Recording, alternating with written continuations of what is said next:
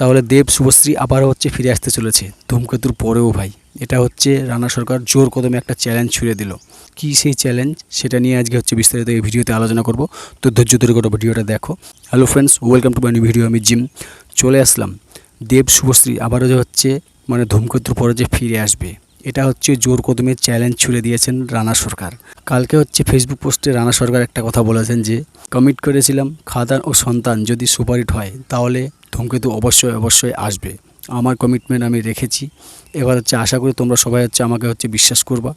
এবার হচ্ছে এটাও কথা হচ্ছে বলছে, প্রথমে কিন্তু এই কথাটাও বলেছে যদি 30 কোটি যদি ইনকাম করে ধূমকেতু তাহলে হচ্ছে দেব শুভশ্রীকে আবার হচ্ছে আনতে চলেছে। তাহলে এবার হচ্ছে টোটালটাই হচ্ছে ভরসা হচ্ছে শুধুমাত্র পাবলিকের উপরে। আর এতটা হচ্ছে বিশ্বাস নিয়ে হচ্ছে কথা বলছে যে দেব শুভশ্রী হচ্ছে এই ফিল্মে হচ্ছে 30 কোটি ইনকাম করবে। যদি ভাই ফাইনাল যদি ইনকাম করে নেয় তাহলে দেব শুভশ্রীকে আবারও হচ্ছে আমরা দেখতে পাবো। এমনকি এই ফিল্মের যা লেভেলের হাইপ আছে, ওয়ার টুর কী লেভেলের হাইপ আছে আমি জানি না, কিন্তু ধূমকেতুরও কিন্তু ভাই এই মুহূর্তে বিশাল লেভেলের একটা কিন্তু হাইপ আছে। যেহেতু হচ্ছে এই ফিল্মটা হচ্ছে 14 বছর পরে হচ্ছে থিয়েটারে হচ্ছে রিলিজ দিতে চলেছে। এই ফিল্মের কিন্তু এর আগে হাইপ নেই। তো রানা সরকার যে লোকটা যে আছে তাকে গিয়ে কোথাও গিয়ে কিন্তু আমার একটু হলেও সেই বাংলাদেশের যে একটা হচ্ছে ডিরেক্টর আছে অনন্য মামুন, তার মতো হচ্ছে খানিকটা আমাকে লাগে।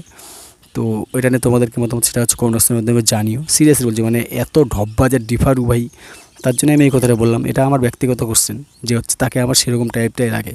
তো অনেক ঝুলানোর পর হচ্ছে ঝুলাই মুলাই তারপরে যদি আনার ইচ্ছা হয় তো আনবে। ধূমকেতুকে দেখলে না কতগুলো রিলিজ ডেট দিল, কিন্তু আজ আসবে কাল আসবে বড়সড় প্ল্যান করে রাখার পরেও হচ্ছে হলো না। তারপর হচ্ছে ফাইনালি হচ্ছে 14ই আগস্ট রিলিজ দেওয়া হলো। কিন্তু যাই হোক 14ই আগস্ট যে এই ফিল্মটা যে হচ্ছে রিলিজ দেওয়া হবে সেটা নিয়ে খুব একটা আমার হচ্ছে কোনো কষ্ট নেই।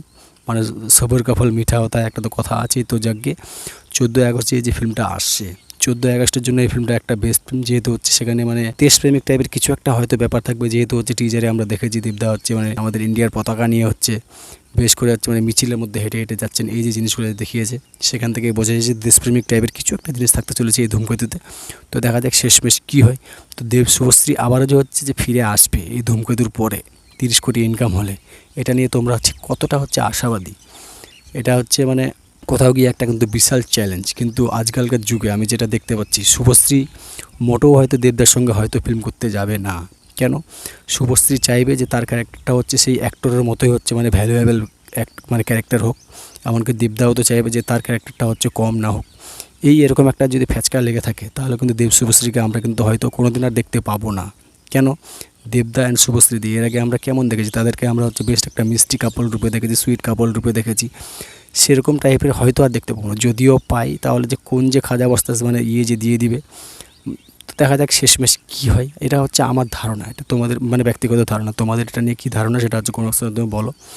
শুভশ্রীর রিসেন্টলি কিছু ইন্টারভিউ দেখে হচ্ছে এই জিনিসটা বুঝতে পারছি যে হচ্ছে শুভশ্রী যদি হচ্ছে দেবের সঙ্গে যদি ফিল্ম করে সে দেখবে তার হচ্ছে তার ক্যারেক্টারটা হচ্ছে কতটা হচ্ছে পাওয়ারফুল, এমনকি হচ্ছে সেই মজবুত একটা ক্যারেক্টার হচ্ছে কিনা। এবার হচ্ছে সে কিন্তু সেই যে লাভ স্টোরি টাইপের যে ফিল্মটা হবে, এর আগে যেরকম হচ্ছে পরাঞ্জিয়া জুলিয়ার এই চ্যালেঞ্জ যে টাইপের ফিল্মগুলো ছিল, সেই টাইপের যদি ক্যারেক্টার হয় তাহলে কিন্তু সেই টাইপের ক্যারেক্টার কিন্তু হচ্ছে শুভশ্রীদি কিন্তু প্লে করবে না। এটা হচ্ছে সে ক্লিয়ারলি বলে দিয়েছে। তো দেখা যাক শেষমেশ কী হয়। আমাদেরও হচ্ছে সেই টাইপের ক্যারেক্টার না হলে কিন্তু আমাদেরও কিন্তু খুব একটা কিন্তু বেশি ভালো লাগবে না। যদি হচ্ছে অ্যাক্টর অ্যাক্ট্রেসকে যদি সমান যদি ভ্যালু দিয়ে দেওয়া হয় একটা ফিল্মে, তাহলে কিন্তু ভাই সেই ফিল্ম আর খুব একটা বেশি জমবে না। যেটা আমার ব্যক্তিগত মতামত। এটা নিয়ে তোমাদের কী মতামত সেটা হচ্ছে জানিও।